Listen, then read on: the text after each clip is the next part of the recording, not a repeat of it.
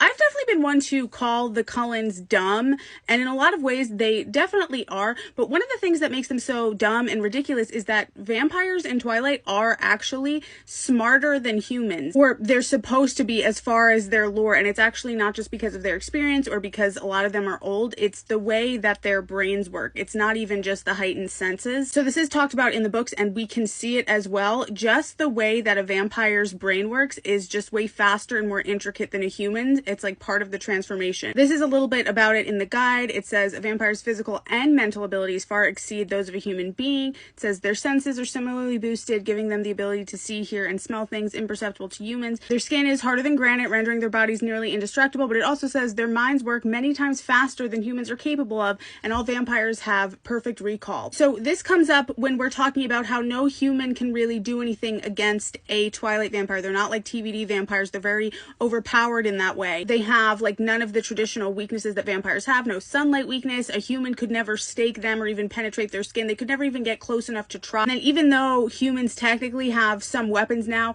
that could be dangerous to vampires, I always say that would be extremely complicated for any human to even pull off, even if they had like the most advanced weapons, because a Twilight vampire is not only going to be faster and stronger, they're smarter. And then you also factor in, you have a lot of gifted vampires in addition to the regular just enhanced gifts and senses that vampires have. Like you have the mind readers, the psychics, all of that, the manipulative abilities that vampires have to dazzle humans. Like this doesn't even have to be a special gift. This is really just something that all the Twilight vampires can do. But then you have really gifted ones that can lure you in like Heidi, ones that can change your emotions like Jasper. And this is another huge reason why that Forever 17 argument to excuse Edward or to act like there was no power imbalance will just never hold up. Because let's say that you take that whole his brain is frozen at 17 thing at face value, even though I really do think that it hardly applies in the actual writing. Let's say that that's true. Not only does he have, 100 years of experience, education, and unlimited resources that Bella and Jacob simply do not have, not only does he refer to his classmates and supposed peers as children,